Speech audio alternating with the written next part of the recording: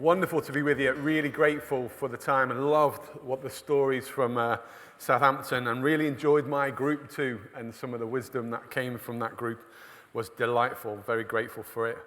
I shared briefly about my story. I'll go a bit more into the practicalities really of what it looked like to do ministry in community. And I recognize some of what I share this afternoon will be relatively I don't know, sometimes I feel like when I share, it's almost like the ministry I describe, it's almost like it's some kind of extreme sport, and it seems to put a whole load of people off as stuff that they can't find any alignment with what they're doing and how they'd apply it. So I'm going to look at some stories of what we've done, but also try and help you see that regardless of your situation, there's some applicable stuff to wherever you might be placed and where the Lord is at work within you. For me, strongly influenced by this amazing verse from John's Gospel, John chapter 1, verse 14. The Word became flesh and blood and made his dwelling amongst us. We've seen his glory, the glory of the one and only Son, who came from the Father full of grace and truth. And then if you were to look at what the Message translation, that kind of paraphrase of a Bible, uses, when it uses this passage, it says this: the Word became flesh and blood and moved into the neighborhood. We talk about the ministry of Eden, and what I did all those 25 years ago was trying to be downwardly mobile, trying to move into the neighborhood, follow the ways of Christ, who left maybe the glories of heaven, although I can't do that. I could move from the suburbs of Manchester right into the heart of a broken community to try and make known the goodness of God, to try and reveal the glory of God in Christ Jesus. And it's been an adventure. I shared a few of the stories along the way, but I just am so aware of who God gave me to, the neighbors that he put in close proximity. And there's something very precious, really, when we begin to see that those that God has put around us, not as an inconvenience, but as the very mission that he's called us to, then it begins to be something of great power and significance. But I have found that I seem to have always moved next to the craziest of people. I mentioned this whole family of sex workers who lived next door. That was grandmother, mother, and her daughter. And my goodness, it was mad when you'd be invited around for a cup of tea, and then it was business time, and then you'd have to leave. Literally next door, and it was an eye-opener for a young man who had never been kissed before. It was certainly a major eye-opener. It really was. And then, I remember one particular time where I was in that house for about 6 months before my housemate at the time tried to take advantage of the very affordable house prices. He'd bought a 2-bedroom terraced house for a couple of grand, and we moved just one street down. And I got this phone call from my housemate Chris one day saying, "Sam, you need to come home because we've been burgled." And drove home as fast as legally possible, and I arrived just at the same time as a policeman arrived, and we both went into the house together, and he looked around and said, "Wow, you've been done," because everything that could be carried out of the house had gone. There was a sofa left and a fridge and a cooker, and then pretty much everything else was gone. They'd obviously seen us leave in the morning and then just spent all day emptying the house. And I said, "What do you do?" And he said, "Well, you've got neighbors close by. We're in this long terrace, thin walls, narrow streets. Someone will have seen something." And so we knocked on the neighbor's house, knock, knock, and the door was ajar. And I thought, oh no, they've been burgled too. And they've maybe worked their way up the street. So we went inside my neighbor Paul's house to find all our belongings stacked up in neat little piles. And we'd been done by our neighbor. And we became very good friends with Paul. But when you live up close and personal, you can't help but interact life on life. Sometimes your house is burgled by your neighbor. I mean, we had one particular young lady who lived next door who came to my youth group. Her dad was an agoraphobic. He'd never left the house in all the time that we lived next door to him. Got as far as the threshold of his front door, and then that would be enough. He would never step over the threshold. But his daughter came to my youth group, and I remember her telling me off one day, and she said, "You pee too loud." And I was like, what? And she said, your toilet and my bed are separated by one thin set of bricks. And it made me realize just not how loud I am. I've been having sit-down wheeze ever since, just so you know. But it was more the fact that being in close proximity meant I was aware that everything that we did was seen and judged at times. And I wanted to be the type of Christian where my neighbors would be able to tell the world how I lived, whether I lived for Christ. I recognized that they were not just conscious of where I shopped and the kind of food that came through my house, but actually how I grieved and how I celebrated and how I loved and how I forgave. All those things were on view constantly. We have lived next to all sorts of crazy people, economic migrants from Europe, from Africa. My favorite neighbor of all time was a Rastafarian called Otis, who I had actually at one point bedsits both sides of our house. And Otis lived in one room with his Polish wife and their child with a 17-inch TV, 70, huge. It filled his whole wall, however big that is. I'm not good at maths. Big. And Otis used to play reggae music on repeat. And he'd fall asleep having smoked marijuana all day.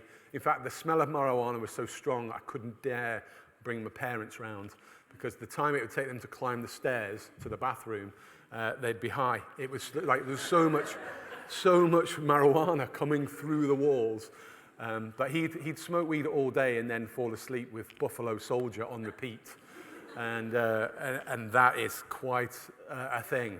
I remember preaching one Sunday, knowing I was going to preach one Sunday morning on forgiveness. And Buffalo Soldier was going round and round and round. And I remember banging on the walls going, "You're testing me. I'm supposed to love you. Please stop." Because it was just, I couldn't sleep all night. Buffalo Soldier, over and over again. There you go. It was wild. And the kind of church we formed, we were blessed in that this whole little group of 20-year-olds who moved into a neighborhood got to plant a church. Our Eden team was in partnership with the Salvation Army. There was an empty Salvation Army hall, and they said, just plant something. None of us church planters, all from multiple different denominations. I wasn't a Salvationist, and to be honest, I thought they were like the Red Cross. I thought they did first aid. It turns out they're an amazing denomination with a real passion to serve the poorest. And we just began to church plant and began to shape it really in a way that we felt our community needed. So we did everything around food. And to start with, we didn't have a worship band. We had a DJ because we were young and cool and trendy. And we thought that's what they wanted. So we had a DJ. Then we'd do a 5-minute gospel talk and a game and loads of food. And every Sunday, we'd have that track that went, "This is my church," and like a DJ set. And it was awfully embarrassing. When I look back, I just think, gosh, that didn't serve anybody.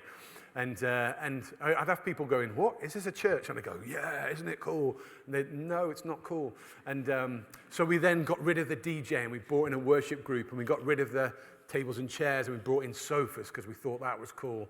And that just led to loads of heavy petting. And so we got rid of the sofas and we brought in chairs in a row. And we stopped doing just short 5-minute gospel talks to preaching the Bible. And church grew. It's remarkable. We did exactly what people are told not to do. The more traditional we went, the more we saw the gospel impact lives and the more we saw church grow. It was just fascinating. But church was wild. We had such a crazy season. I mean, the amount of stories that came out of our church was unbelievable. We were right next to a pet shop where the pets used to escape on a weekly basis, and you never knew what animals would be in your church. Preaching when a whole set of white rats just run across. I was just about to settle down to preach and then heard screams, and someone who just sat down on the toilet had found a snake in the toilet. It's like your worst nightmare, right? And he'd obviously gone through the drains and then Imagine how awful would that be? And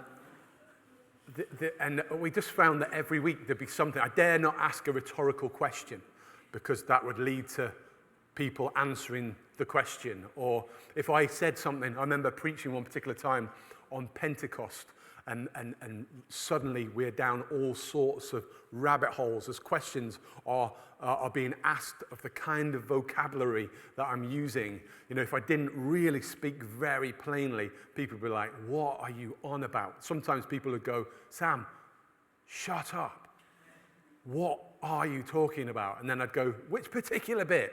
And then they'd be like, what do you mean about the Sabbath? And I'd be like, oh. And before you know it, you've lost your miles from the talk you intended to do because you're right in the thick of wild, wild stories. I remember, I remember one particular day, midway through a sermon, and then I heard this tiny little voice saying, hello, hello. And I'm like trying to carry on for a while. And then I was like, I can't. Hello. Can anybody else hear the voice? And everyone's like, yeah, we can hear the voice. Hello. I was like, is it anyone here? No, it's no one here. And then a lady on the front row pulls down her top, reaches into her bra, pulls out a mobile phone, and goes, oh, it's you! And then she proceeds with like a 5-minute comment. I'm just like, we're waiting, you know. Oh, yeah. She's saying like this. I'm just at church. Oh, it's all right. Yeah. Milk, I'll get milk, okay. Yeah, all right. Oh, and then she goes, sorry, everyone. I must have turned it on with my boob, right? And she pulls down the top and puts it back in. And I'm like, how are you supposed to carry on? And these kind of interruptions happened on the daily. Or like, I'd be talking here, the toilets were through an exit here, and people would walk not round the little lectern or whatever, they'd walk between me and the lectern, or we had this whole series of crazy sneezers. I had this one guy that would sneeze, but it would build up over a minute. And everyone knows what's coming. And then you just have to wait for it to like land, and then you go, ooh. And then sometimes he would trigger another girl who like had like these multiple sneezes, choo choo choo choo choo, like she was in some kind of, I don't know, shoot 'em up. And so you've got this big giant sneezer over here, micro sneezers there.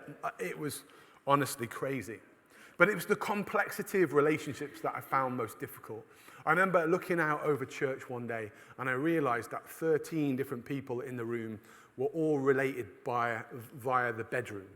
And I had one mum in particular who had 3 children with her.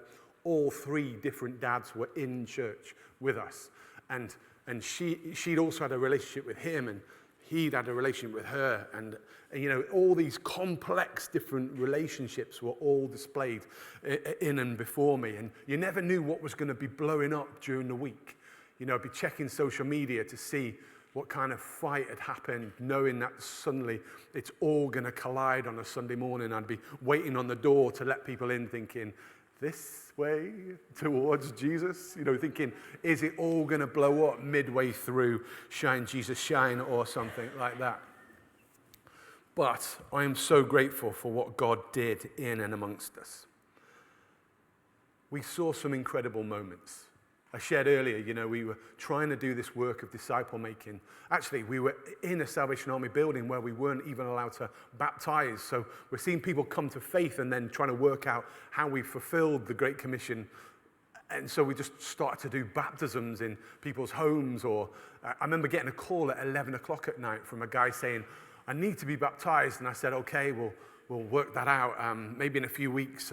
He was like, I can't sleep unless you baptize me. I'm like, where do you baptize someone at 11 o'clock at night? And he said, in the canal. And so like, I was like, what, I don't even know if this works biblically. I'm trying to work it all out. And I was like ringing around friends. Matt really has to be baptized, or else he's never going to be able to sleep again.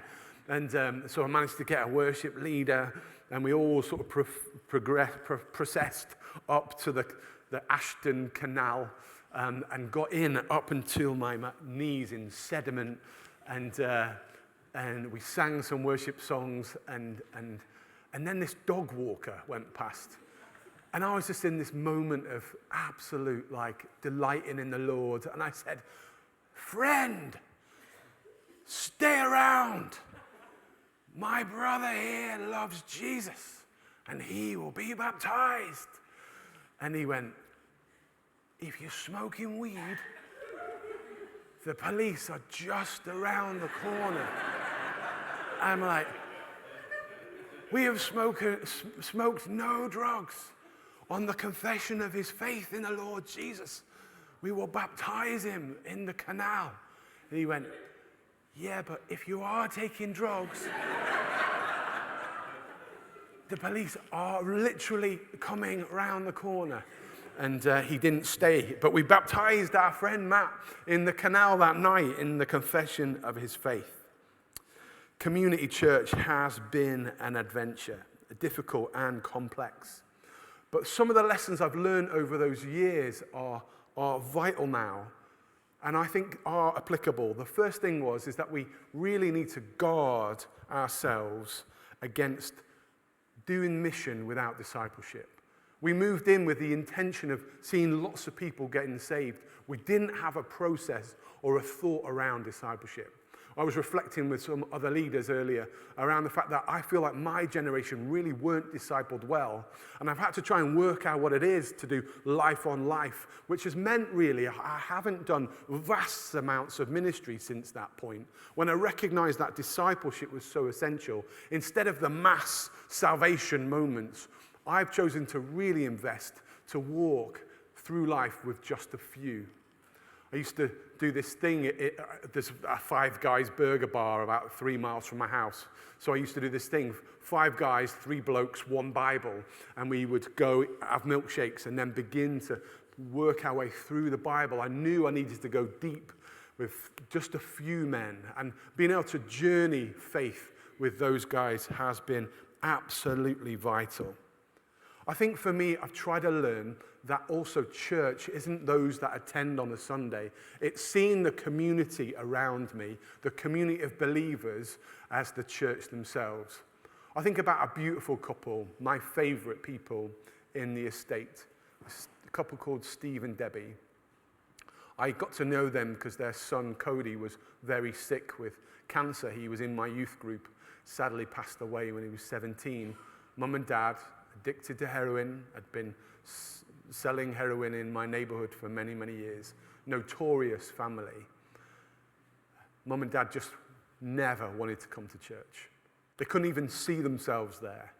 The idea of them stepping through the door, and when I went deeper into some of the reasons behind that, Steve had been brought up a Catholic, had prided himself on being the first altar boy of a certain church not far from our house, but had been abused through the church and had such brokenness connected with it. The idea of coming on a Sunday morning would have been absolutely very, very difficult for him.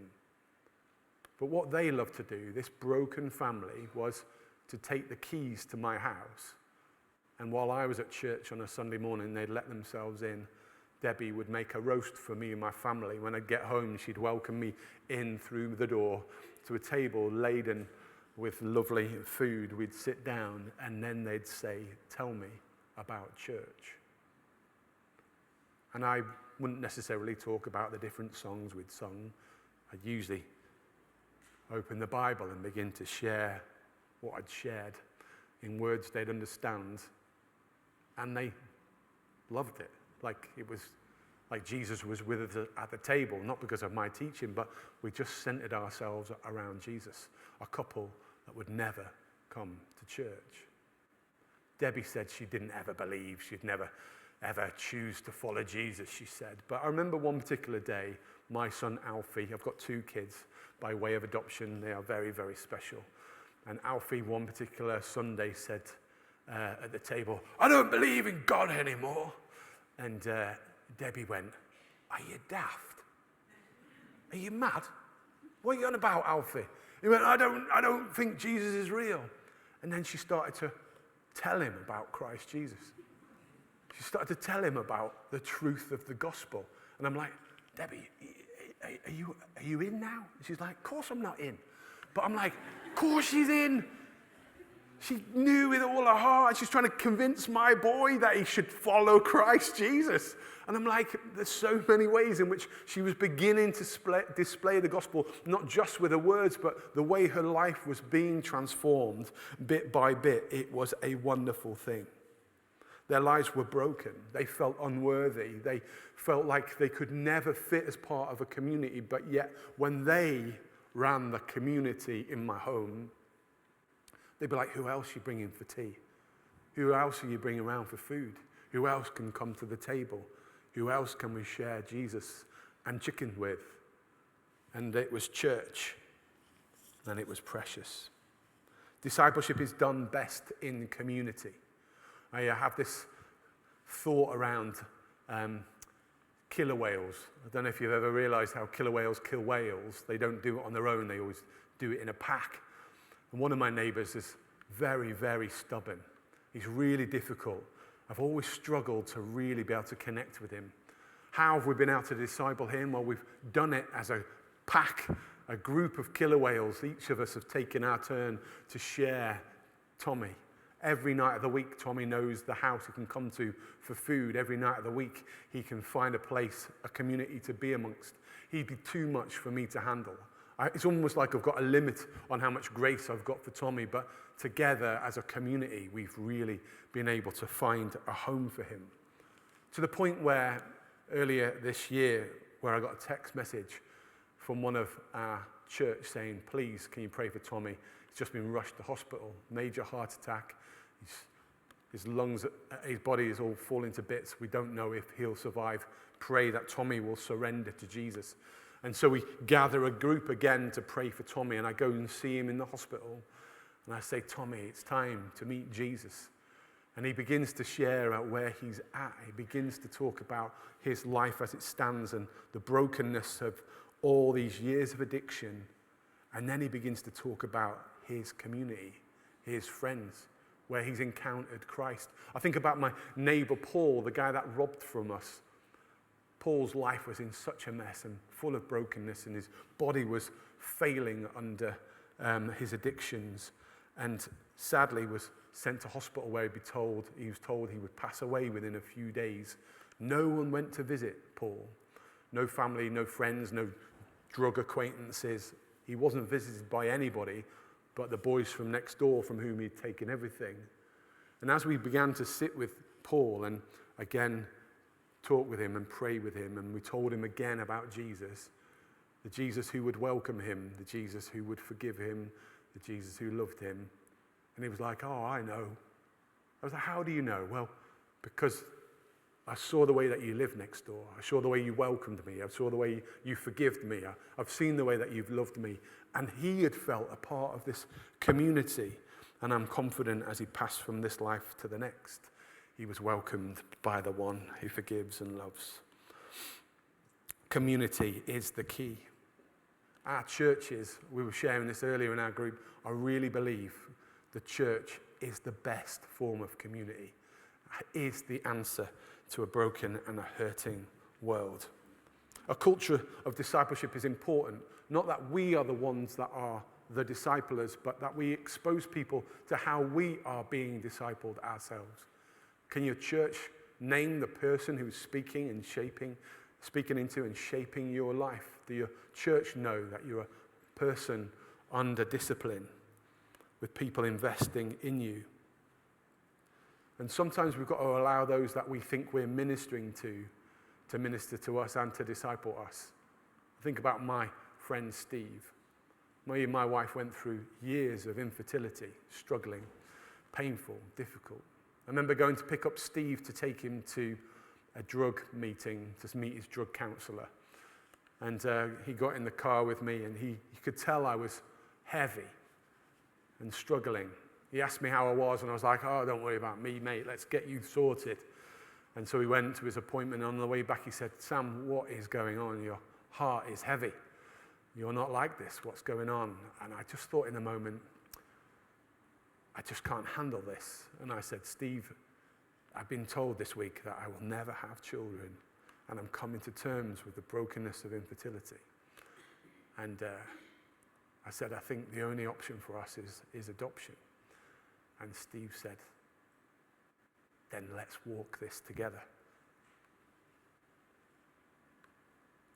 We'll do this. We can do this. He said, I will journey this with you.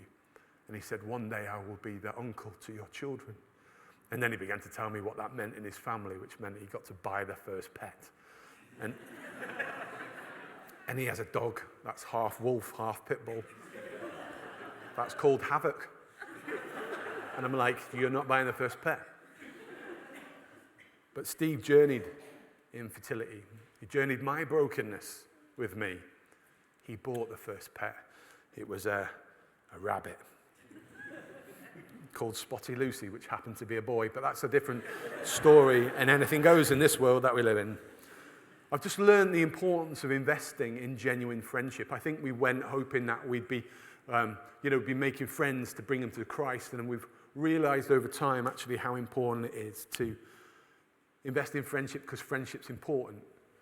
And bringing people into community is to bring them into friendship, into close proximity, and to share life. And that's not that I give and they receive. I've learned over time the importance of receiving in a valuable ministry opportunity.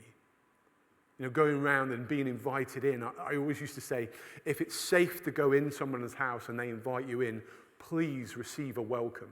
You see the value systems by which people live when you pass through the front door. I remember going into a drug den of a house, no carpets on the floor, no wallpaper on the wall, and being offered a cup of tea. And I said, yes, great, I'll take a cup of tea. And taking a cup from the table in front of me that was being used as an ashtray, my host went to the kitchen. I heard him rinsing the cup out, and it came back full of a cup of tea, still dirty on the outside, but with tea inside. And I've got this moment where I have to work out, will I take and drink the tea? Or will I say, I just live around the corner. I've got clean cups. I've got one of them fancy coffee machines with pods. I could make you a really delicious drink.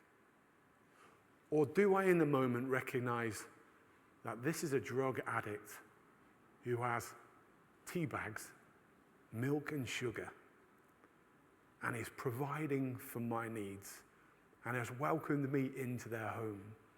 And in that moment, I begin to recognize this is Christ who gifts to me, and I'm able to affirm and say, thanks so much, take and drink.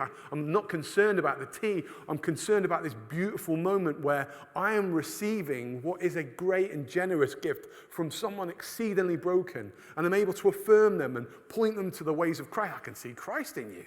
Wow, you're incredible. The power of receiving is so, so important.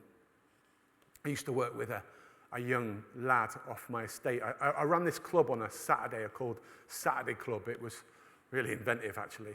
And it was for boys I noticed who had no dads. Two of my lads were twins, and their father had killed themselves on the week that I'd arrived in the community. I used to take these boys, four of them, and I didn't have kids and they didn't have dads. And so I just used to do what I thought dads would do. I took them for walks in the hills and took them out for very unhealthy food and things like that. And I remember taking one of these boys back, probably the lad that is the poorest kid I've ever worked with. Mum, schizophrenic, never had a dad in his life. They lived in such abject poverty that their house had no roof. It had caved in, and they were living downstairs because the first floor effectively was like a ceiling for them. And I arrived back to drop off this boy, Brian, and his mum was waiting for me at the doorstep and came out with some clothes she bought me. And it was like this shirt that did up with a rope. It really was terrible. But she'd spent her money. She wanted to make me her own. She saw me as family, and she provided for me. So every Saturday for a number of weeks, I wore a shirt that did up with a rope. And because it was so important to receive and for her to feel like I was in. I got it wrong with these boys once when the twins' mum rang me and then shouted at me down the phone and said, never come round my house again. And ringing back, I said, what's going on? And please tell me what I've done. And she said, it's the boy's birthday. You're the dad, and you've forgotten. And I realized at that point that I'd been investing in such a way I hadn't realized the extent to which we'd become family, and that was ministry, and it was powerful. That said, it's really important that we don't build dependence in an unhealthy way.